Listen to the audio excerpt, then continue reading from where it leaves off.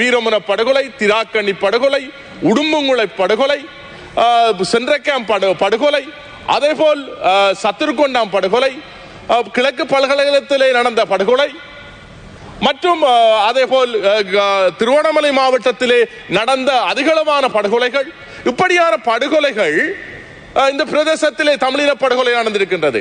அம்பாறை மாவட்டத்திலே நடந்த படுகொலையானது ஸ்ரீலங்கா படையினுடன் முஸ்லிம் ஊர்காவல் படையினர் ஜிகாத்தோடு சம்பந்தப்பட்டவர்களும் சேர்ந்துதான் தமிழர்களின் அந்த பூர்வீகமான வாழ்ந்த இடத்தை இல்லாமல் செய்து அதிலே வாழ்ந்த மக்களை, தமிழ் மக்களை, சிறுவர்கள், பெரியோர்கள், குழந்தைகள் என்று பார்க்காமல் பிள்ளை வயிற்றிலே இருக்கின்ற பொழுது அந்த பிள்ளையிலே வயிற்றில் இருந்த குழந்தையை கூட வயிற்றை வெட்டி கூட அந்த குழந்தையை கொண்டிருக்கின்றார்கள்.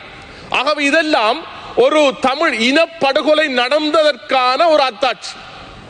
இது தனிப்பட்ட ரீதியிலே தமிழினத்தை அழிக்க வேண்டும் என்று நடைபெற்ற ஒரு செயற்பாடாகத்தான் நாங்கள் பார்க்கின்றோம். இன்று கூட நீங்கள் அம்பாறை மாவட்டத்திலே இருக்கின்ற வீரமுனை பிரதேசத்திலே தோன்றினால் மனித எச்சங்கள் கூடுதலாக காணப்படும். அதேபோல் திராக்கணியிலே தோன்றினால் மனித எச்சங்கள் இருக்கின்றது, திருக்கோயில் பகுதியிலே இருக்கின்றது, மட்டக்களப்பு பகுதியிலே இருக்கின்றது. வடகிழக்கிலே எங்கு தோன்றினாலும் தமிழினம் அழிந்ததற்கான, திட்டமிட்டு கொலை செய்யப்பட்டதற்கான அத்தாட்சியும் ஆவணங்களும் இருக்கின்றது.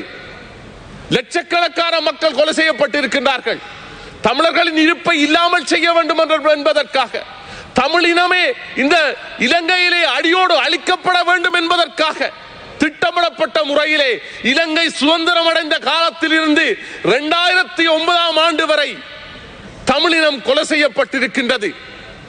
தமிழினம் கொலை செய்யப்பட்டதற்கான நீதி விசாரணை என்பது சர்வதேச ரீதியாக நடைபெற வேண்டும்.